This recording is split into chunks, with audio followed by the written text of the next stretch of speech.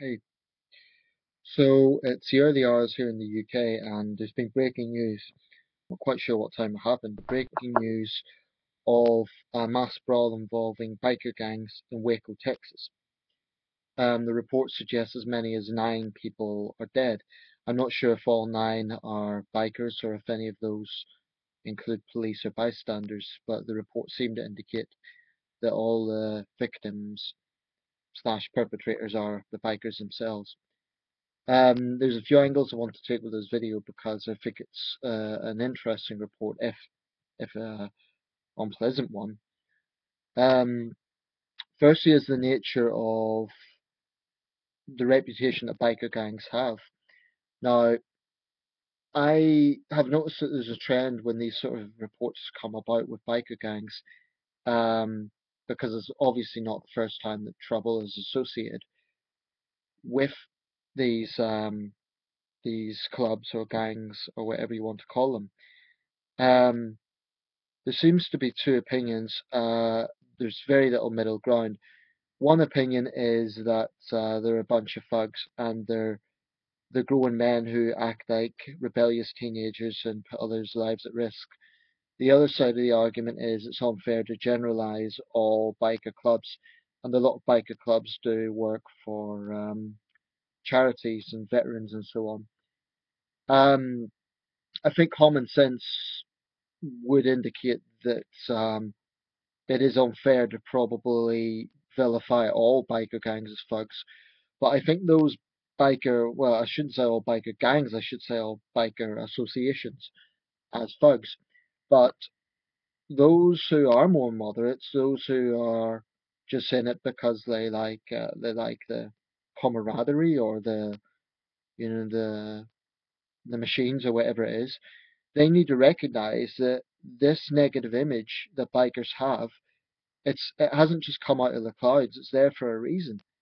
Um, and if you're just telling people, "Oh well, don't blame all of us," but you're not actively doing anything to um, sort of marginalize and and condemn these thugs, these actual thugs, then it's a classic case. If you have any sort of group of people and they have more unsavory characters that see themselves as being part of the same community, and the moderates in that community do nothing, then it's largely their fault for not their fault for the actions, but their fault for not doing enough to combat the negative image. And frankly, I think a lot of the moderate bikers are in denial. Um, if you're a biker and you don't have anything to do with this sort of behavior, you need to understand that this is not a rare event. It's actually pretty frequent. And I've seen comments like, "Oh, if you're not a biker, you can't say anything," and so on. That's bullshit. That's a bit like saying if you're not a soldier that you're not allowed an opinion on war, or if you're not a woman, you're not allowed an opinion on feminism or whatever. Anyone is allowed an opinion on any subject, frankly. Um, there is, the First Amendment issue and the general concept of free speech. So, if biker biking clubs have a negative reputation. That negative reputation has come about for a reason. No stereotype is completely unfounded. Every stereotype pretty much has some basis in fact. That might be a politically incorrect thing to say, but it's a fact. Stereotypes come about for a reason. Now, what's happened today in Texas is an extreme example, but it's not the only example. We've had incidents like this in the UK, not involving as many deaths, but there has been examples of extreme violence between biking gangs, and to say that this is just a few fringe individuals, I think is being dishonest. I think that probably it's quite a big proportion of biking clubs. Um, I refuse to believe that it's only a few individuals causing these problems. That's just nonsensical.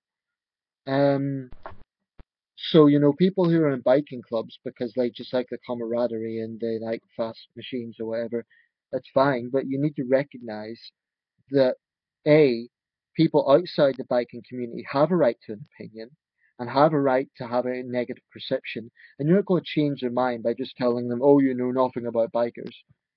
It's your responsibility to then prove that.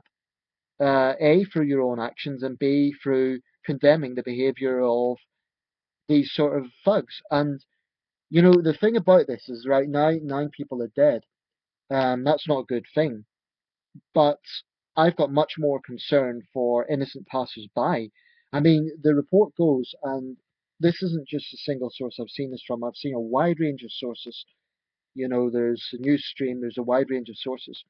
And it isn't just, apparently what happened was the police were there to monitor a meeting between two rival biker gangs. Information's still coming through, but that's when trouble broke out. Now, it's too early to point fingers and say the police were irresponsible in doing that. But personally, I think the police would have been justified in arresting these people in the first place. If they have a known history of violence, and I'm sure they do, then I think the police would have been fully justified in arresting them in the first place. So, and it's not often I agree with the tactics of American police. I've made some strongly worded views on that, but in this occasion, I think the force would be entirely justified. Why? Because it's all very well these people fighting among themselves, but in a public area, this was in a restaurant, then innocent passers-by could easily be dragged into it. Now, like I say, the information is still coming through. I don't know if any passers-by were injured, but to me, that just demonstrates the selfish behavior of these people, and they may not value their own lives, they may not give a damn about what they do to other bikers, but by doing that in a public setting, they're behaving no better than Mexican drug cartels or any other scumbag gangs you can think of. In my opinion, there's no such thing as a good gang. There's no such thing as a noble gang with any group of armed men who use violence in a public place, excluding war zones, excluding a situation where you have soldiers protecting a community or something like that, then I've I've got no sympathy with them. Um, the other issue I want to bring into this is the gun issue, and I make no apologies for that. It didn't surprise me when the report said it was in Texas. Um, Now, the point I want to make here is I mentioned that in the UK we've had a similar problem with biking gangs. A few years ago, it was in Birmingham Airport. That was very ugly. They used chainsaws, knives, bats, and so on, and it was a very ugly scene. People were injured, but crucially, in that incident, nobody died. In this incident, nine people died. That, to me, proves that if you add guns to the equation, then inevitably you're going to have death. Um, and I know a lot of people are saying, well, let them kill each other, but the point is they're putting the public at danger as well. And I have no tears, frankly, for these dead bikers. That might sound harsh, but I've no tears for them because I think they're selfish thugs. But I do have concern for innocent passers-by that may be caught up in it. And to me, this just demonstrates that as soon as you make guns easily accessible to criminals, then it's inevitable these sort of things are going to happen. People will say criminals can get them anyway, but at the very least, you should make it harder. Now, say what you want. Texas has a big gun problem. I don't know how anyone could rationally say it doesn't. Um, I mean, it's only been weeks since the shooting incident at the Draw Muhammad cartoon event. That was also in Texas. You know, really, people, this is common sense I'm talking about here. Texas has a serious gun problem, and you have a dangerous amalgamation here of the violent aspect of biker gang culture. Then you have Texas's lax attitude towards guns. That's a lethal combination. It's a very lethal combination. And, you know, I just think it's a very unfortunate situation.